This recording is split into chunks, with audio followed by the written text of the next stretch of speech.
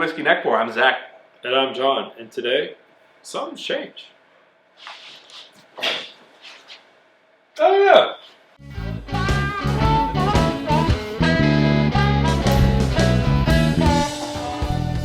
Welcome to the Rickhouse. So as you can see, some big changes from our last setup. We have our big barrels over here on the far side. And we've got a whole new shelving system behind us around the corner here. But we also have this interesting empty spot here. What are we doing here? So, as you can tell, we got our big boys aging in our location. But more importantly, we wanted to do something where you guys can actually kind of like engage and actually do yourself. So you'll notice part of our Rickhouse is going to be a little smaller.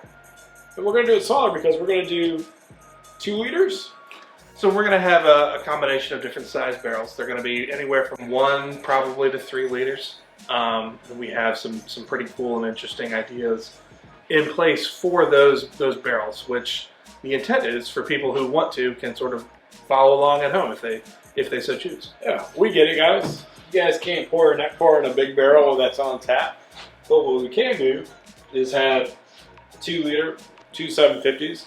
Maybe we can do some cool stuff. Infusions, some series, aging process. Oh yeah. And you guys as viewers can actually do it with us. And we actually want you to, because essentially we want to build something here that we can actually try together. And I think it'd be a lot of fun. If that sounds like something you'd be interested in, make sure you go ahead and like, comment, and subscribe.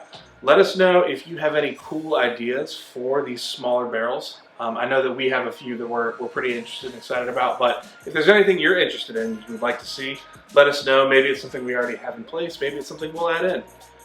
But speaking of Rickhouse, It's not about our Rickhouse, but it is about another Rickhouse. We have a very special bottle. The Russell's Reserve Single Rickhouse is what we're going to be looking at today. guys, if you're a Russell's fan, I don't even have to tell you what we got here. But if you're not, this is truly something special.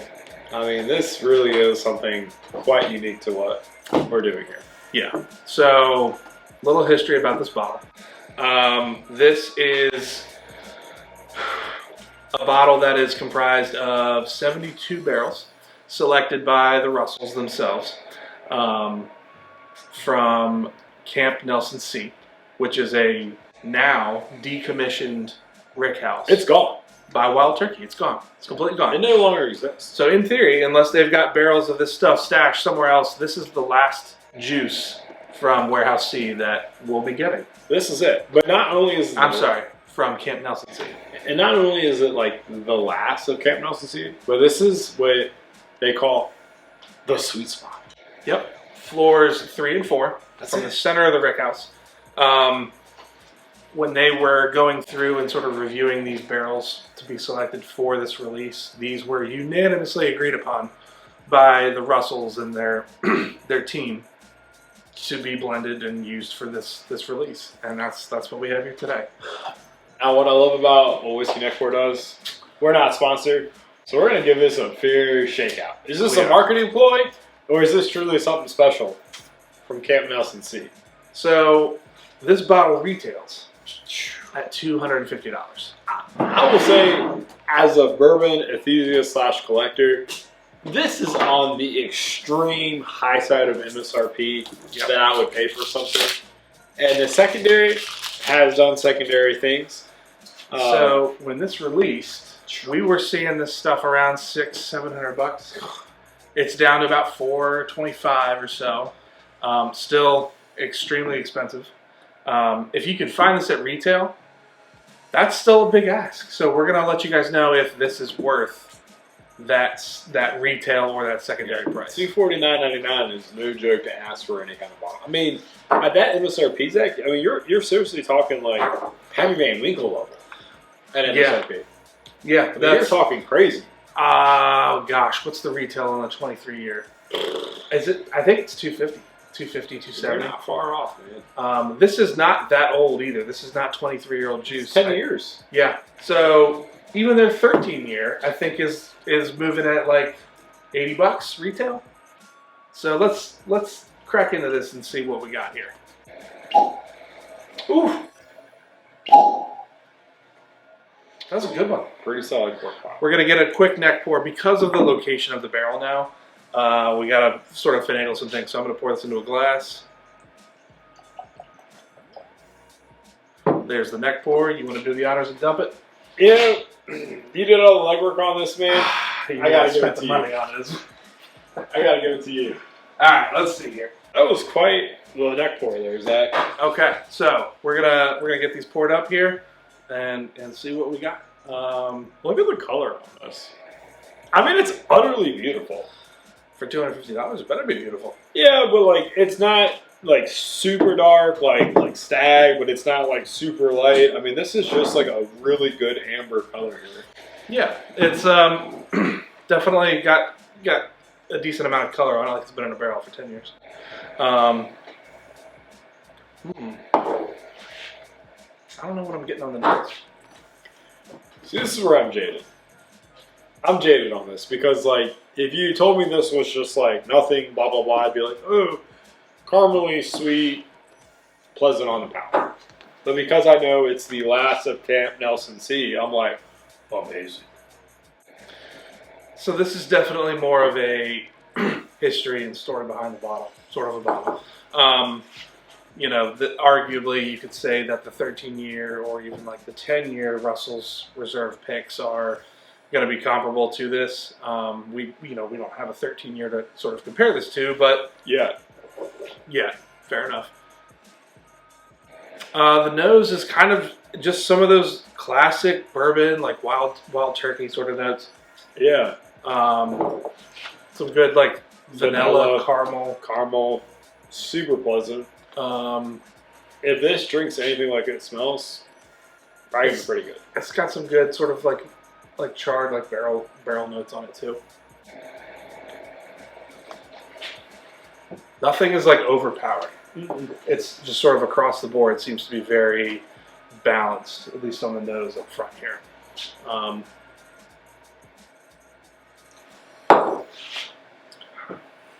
Ooh. Chewy. Yeah. Viscous, covers your mouth really, really well. It's got some really good sweetness right there at the end for me. So beginning, it's funny you said. So the beginning, it's pleasant, it's smooth, really nice vanilla notes. At the end, getting that burn, dude. Are you? I'm getting that burn. What kind of proof are we working with here? Oh gosh. So it's 112. It's up there a little bit. It's drinking a little hotter than I would think for a 112. I don't know. This is pretty on par for where I was sort of expecting it to be at. The palate's really pleasant. I mean, it's got like, I don't know if anybody else knows what this, like the wild turkey sort of funk to it. Where it's like the palate changes the longer you let it sit. Like this is still finishing. And I'm getting like some really interesting like fruit notes towards the end. I would bet this is not like chill filtered or anything because like the after finish on this is like, it's intense, man. It really is lingering in the back of my throat. And like typically whiskey doesn't linger that long, but like this has a linger. Not a bad linger. It's just like, man, I know I'm drinking over 100 proof on this puppy. Yeah, this has got the thing that's really jumping out at me right now. Sort of the mid to late sort of finishing notes. It's like dried fruits, like from trail mix. You know what I'm saying? You know, yeah, like a little bit of raisin or something in there, like some of those like just like trail mix dried fruits. Like I don't know if people ever do that. They just pick out the dried fruits from a trail mix bag, but that's what way to eat a bag of trail mix, dude. Up front, you get a lot of like really good sort of barrel notes for me. A lot of good like char and oak sort of flavors. Maybe some creamy vanilla up there up front too, but it's those dried fruits for me that are coming through super strong. So I don't want to go here, but we're not a paid sponsor, so ultimately I'm gonna give you my honest opinion here. What's your honest opinion? If you just told me this was a readily available bottle, would I buy it? Yeah, man, this is a good bottle. Would I drop $259.99 on it. I mean $250. You're not gonna pay $250 for it. I wouldn't either. Not again, anyway. This bottle grabbed my attention because it was something that has an incredible story behind it. With it being part of some of the last bourbon to come out of a decommissioned warehouse by Wild Turkey. And the history behind Camp Nelson C being affiliated with some different like army bases sort of things and stuff like that was very, very interesting to me. I really wanted this because of the experience and the history that comes with that. So you have to take that into consideration if this is something you're looking at. Well, taking that into consideration, I'll say this. Like, as a collector, obviously, / drinker, this is something that you're not going to pull out on a random Monday through Saturday night. Right. This is more like, hey, me and my buddies are getting together for like a really big monumental occasion, and essentially, like, I want to experience something that like we won't get the chance to experience again with. Right, because this is a bottle that, I guess unless they have some barrels stashed somewhere else, this won't be coming out anymore. I mean, 72 barrels in the big picture, it's not a lot. No, not a lot at all. I mean, so if you're really into collecting whiskey, I can't believe I'm going to say this, because I think our motto is, if you got them, crack them. Mm-hmm. This is probably one I hold on to. Yeah, if you're more of a collector, this would be something that would go very well in a collection. If you're somebody that likes to drink whiskey and share that whiskey with other people and kind of share those experiences, I would say this is also a great bottle for you. However, if you're just somebody who's looking to pick up a bottle to drink because you enjoy it, this might be a pass for me at that point, because $250 is a lot of money for one bottle. I'm really torn because, like, honestly, I really do think this is something special, unique. It's really good. Like, honestly, it really is really good. Like, the finishing notes on this are super solid. Aftertaste is solid. Like, I'm not mad at this bottle. But where I would want to pay on this bottle is not where I'd want to pay on MSRP. Let alone secondary. So how does it compare to the traditional 10-year? If the single Rickhouse is a 10-year age, how does it compare to their 10-year offer? Smokes it. So yeah, the 10-year is going to be a little bit more,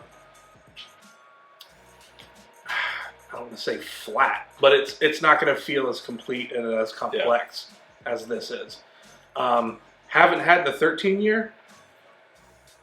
Kind of have to imagine that the Russell's Reserve 13-year is going to be better than this, just because that's been in a barrel longer.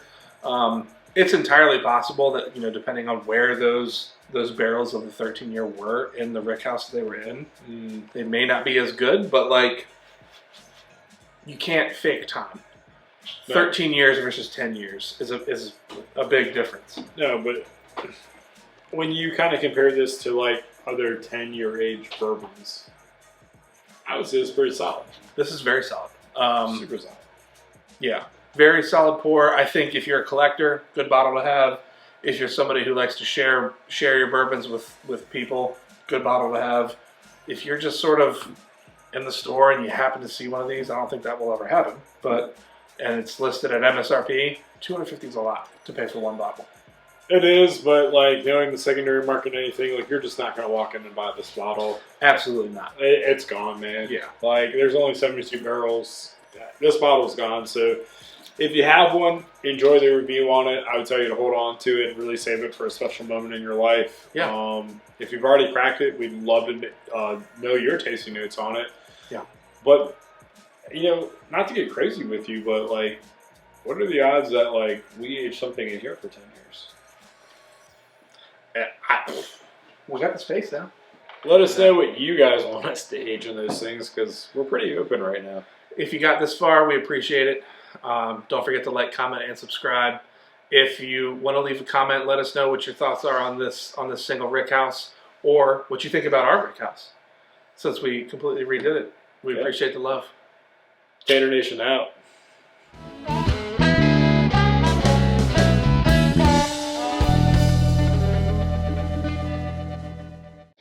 How now, brown cow?